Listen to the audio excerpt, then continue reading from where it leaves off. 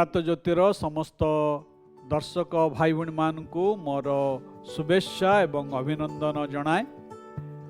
आपण मानकु अशेष अशेष धन्यवाद जनाए जे आपण माने नियमित भाव में आमर ये कार्यक्रम प्रातज्योति को देखुअछंती।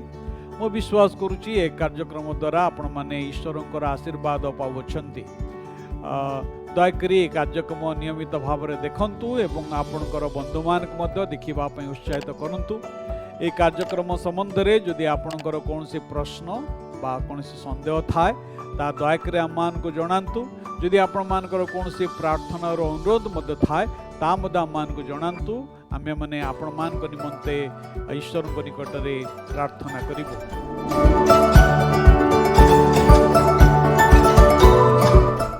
तेबे आसंता माने आजर कार्यक्रम को आगक जिबा।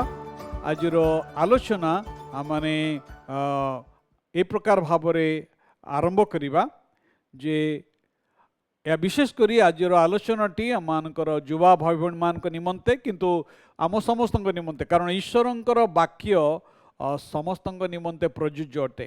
तेबे आज माने जो प्रसंग रे आलोचना करिबा आ ताहा होची जे मोर जो बंधु माने अछंती सेमानक प्रति मु कि प्रकार व्यवहार करिवे। How to treat my friends, how to treat your friends. ए जीवन काल मध्यरे आमे अनेक लोक मानकर संसर्ग रे आसी थाउ। अनेक लोक माने आमानकर बंधु ही थांती। आमानकर कई आमानकर पाठ पढ़ा समय आमान स्कूल फ्रेंड्स, कई आमानकर कार्यालय रे आमान सहित बंधु ही थांती, कई आमानकर घनिष्ठ बंधु ही थांती। एवं ए बंधु मान सहित आमाने किपरि समान सहित व्यवहार करिबा ता मान ईश्वर वाक्य आज देखिबा। प्रथम जनतार 3 अध्याय 15 पद लिखा जाए, जे कि अपना भाई को घृणा करे से नरघातक, नरघातक ठारे जे अनंत जीवन नाही या तुम्हें माने जान। आमे आम बंधु मानकर क्षति न करू, आमर बंधु मान को आमे फिजिकली सेमानक क्षति न करी आमे सेमानकु आमे कौन करू, सेमानकर उपकार करू। अनेक समय आमर कथा द्वारा एवं आमानकर मनोवृत्ति द्वारा आमे सेमानक हृदय क्षति पहुँचे थाउ।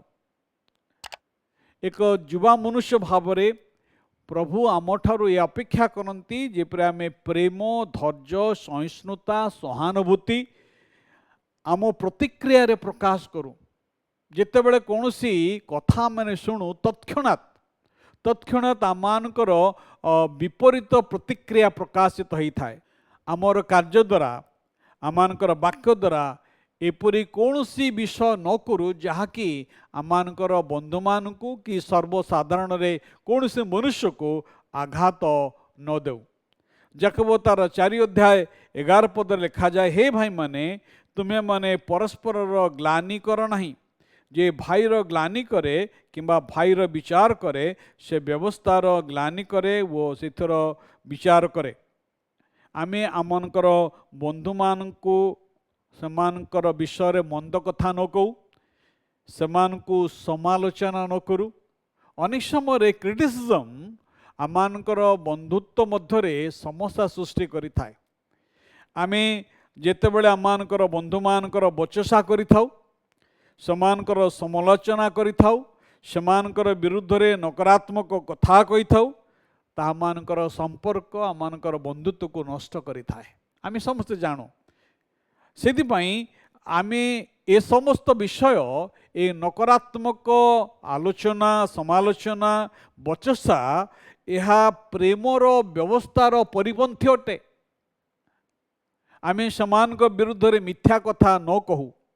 एफिसियो तार 4 अध्याय 25 पद लिखा अछि, अतएव मिथ्या परित्याग करी तुमने प्रत्येक जन अपना अपना प्रतिभास सहित सत्य आलाप कर, परस्पर को सत्य कहवा निर्भर भरोसा प्रत्येक बंधुत्वर मूलदुआ अटे। जिते आम परस्पर को सत्य कही थाउ, सत्य कहवा द्वारा गोटे बंधुत्वर ता मूलदुआ स्थापन होता है। एवं गोटे बंधु आउ गोटे बंधु को निर्भर करी जे मो बंधु मते केबे हेले मिथ्या कथा कहइबो नहीं, मो बंधु केबे हेले मो सहित ठकिबो नहीं, प्रतारणा करिबो नहीं, ए कथा से विश्वास करि थाए। किंतु जेतेबेले से जानि पारे तार निजर बंधु जेतेबेले तार विरुद्ध रे कथा कहउछि आउ सेतेबेले से बंधुत्व नष्ट हो जाई थाए। एफिसियो 4 अध्याय 28 पद लिखा अछि, चोर आउ चोरी न करू। आमानकर बंधु मान ठारू आमे एपरी कौनसी विषय चोरी न करू जाके समान को आघात दब। भाई बड़ी माने चोरी कहले साधारणतः माने टंका पैसा कथा बा आ किछि माने जिनस कथा भाभी थाउ, किंतु अनेक समय समानकर रेपुटेशन को मद आमे चोरी कर थाउ। अनेक समय समानकर जो जश ख्याति अच्छी आमे करिथाउ। अनेक समय जिते मैंने नकारात्मक आतेबले आम कहार चरित्र संगार करिथाउ आउ से समय ताहा एक चोरी सहित समान होता है।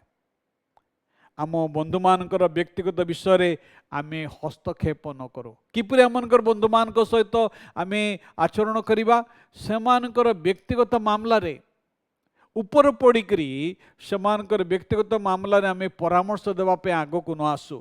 जे पर्यंत से आम निकट रे तांकर समस्या कहि नांती बा आमर से जो परामर्श लोड़ी नांती, आमे व्यक्तिगत मामला रे हस्तक्षेप न करू। प्रथम पितर तार 4 अध्याय 15 पद लिखा जाए, एणु तुमମାନଙ୍କ मध्यरु केई हत्याकारी कि चोर कि दुराचारी कि अनधिकार चर्चाकारी होई दंडभोग न करू। अनधिकार चर्चाकारी होई दंडभोग न करू। आमानकर बंधु माने जे पर्यंत आमानकु आह्वान करि नांती, जे पर्यंत आमानकु कहि नांती, आमे से पर्यंत तांकर विषय रे अजथारे ऊपर पड़ी करी समानकर कौनसी परामर्श माने न दो।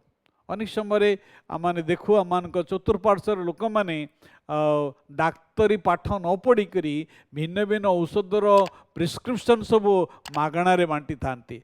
आपण ए औषध नियंतु, आपण से औषध नियंतु, आपण या कले भल हेबो, ता कले भल हेबो। किंतु भाई भणी माने अनधिकार चर्चाकारी भाव में आमे दंडग्रस्त न हो। आमनकर बंधु मान को प्रेम करू। ये प्रेम ख्रीष्ट केन्द्रिक हृदय उत्पन्न होता है। जो मैंने ईश्वर को प्रेम करती, ईश्वर प्रेम समान हृदय थाए आउ से माने से प्रेम रे आपनार बंधु मान को प्रेम करते। बंधुर प्रेम निस्वार्थ प्रेम। आमे निस्वार्थ प्रेम रे परस्पर को प्रेम करूँ। प्रभु मान को आशीर्वाद करंतु जेपरी सी आमर बंधु होगापी चाहती। प्रभु ख्रीष्ट जगत को आसिले आमर बंधु होगापी चाहती। से शिष्य मन कहले मु तुमको दास बोली कहू ना, मु तुमको मोर बंधु बोली कहूची। कारण दास कर्ता कौन करे दास ता जाने नहीं, किंतु मु कौन करुचे ता तुम जानुच। भाई भणी माने आपण कौन ख्रीष्ट यीशुंकर बंधु होगापी चाहती?